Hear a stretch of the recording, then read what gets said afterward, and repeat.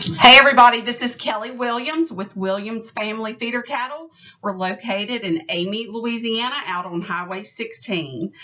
This is the process of pasture to plate explained. This is our step-by-step guide to buying a feeder steer and the entire butchering process. Okay, so let's figure out what type of beef you want. There's grain-fed and there's grass-fed.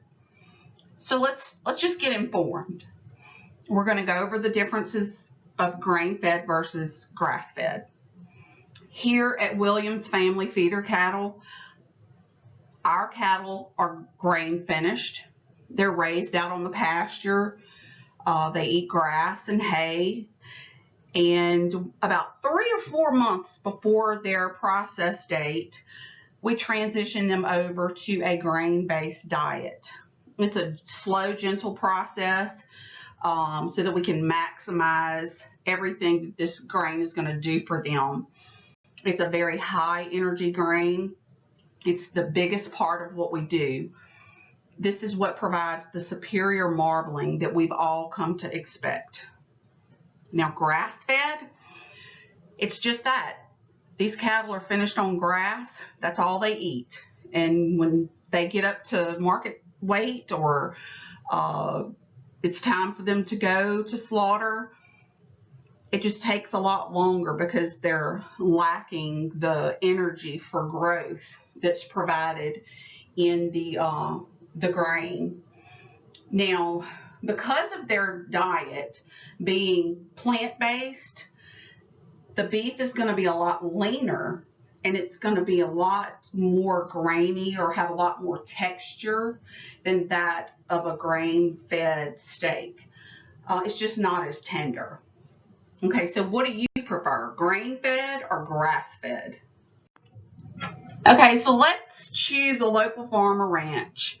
And I said local. Let's choose local every time when at all possible. When you do that, you support someone's dreams and all their hard work and their efforts to provide a quality product that far surpasses anything that you're going to buy at the big box stores. If you don't have a relationship with a local farmer or rancher, you've come to the right place because we offer just that, quality grain-fed beef. We encourage you to check out reviews on social media, recommendations, talk to your friends and acquaintances.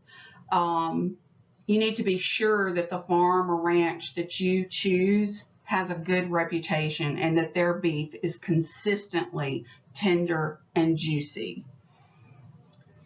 So now that you've come to the right place, Williams Family Feeder Cattle, let's go a little deeper. We offer Angus influenced cattle here at our farm. In our opinion, the Angus influenced cattle perform far above other breeds.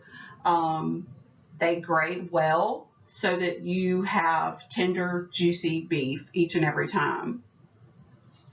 We offer cattle at a couple of different sizes.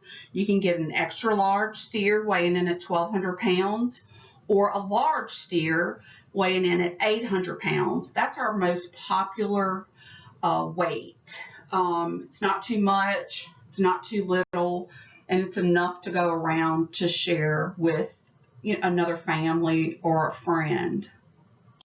All right, so let's pick your weight and book your date with Williams Family Feeder Cattle. Your deposit is what will reserve your process date. Once you've booked your order with us, we send you over a cuts order sheet. That comes directly from the butcher. This is going to guide him in cutting and wrapping your meat just the way that you want it. You can decide how thick you want your steaks or roast. You can decide how many you want per package and so forth. Of course, you're going to have questions, and we understand that. And we're always here by phone, text, or email to walk you through that process. And our butchers are great. They're always willing and available to help guide you in making the proper selections for the cuts of meat that you want. There could be a wait time until your meat is processed. I encourage you to reach out to your family and friends that may be splitting the beef with you. Collect their share of the deposit or the balance. Make arrangements for your freezer space that you're going to need for the amount of meat that you've ordered, either on that large or extra large feeder steer. Now, 30 days prior to your process date, we're going to reach out to you. We'll send you an email and we'll remind you about your balance that's due. And we'll also remind you to be sure and get that cuts order sheet back to us, because we do deliver that to the butcher when we drop your steer off for processing. Okay, so it's off to the butcher.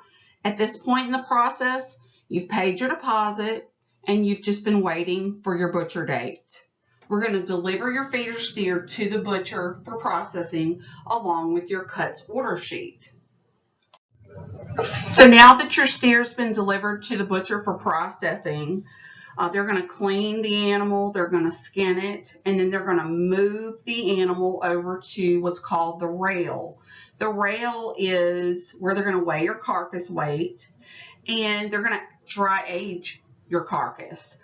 This is done in a cooler. The cooler is monitored closely for the temperature and the humidity. The meat is not frozen during this dry aging process. It's just at the perfect temperature.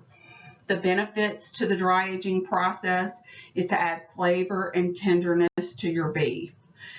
This is where a natural breakdown occurs and the flavor is enhanced. Again, 14 days is what we recommend, and you can go up to 28 days if you prefer. All right, so now it's time for butchering. Your beef is aged to the degree of tenderness that you requested. This is where the butcher will cut and wrap your beef according to your instructions. Some butchers will wrap your beef in freezer paper, while others will vacuum pack your beef. Okay, this is the end result. Congratulations. So now your beef has been processed and it's ready to go home. The butcher's going to give you a call and let you know what date and time to come and pick up your meat. Be sure you bring a cooler, ice chest, or something of that nature to transport your beef in. And remember, this is when you pay the butcher for his work, for cutting and wrapping and aging your beef as you've requested. It's a wonderful feeling when you open your freezer to a wide variety of cuts that you can feel good about. You're feeding your family quality grain-fed beef that's free of growth hormones, antibiotics, and other harmful chemicals.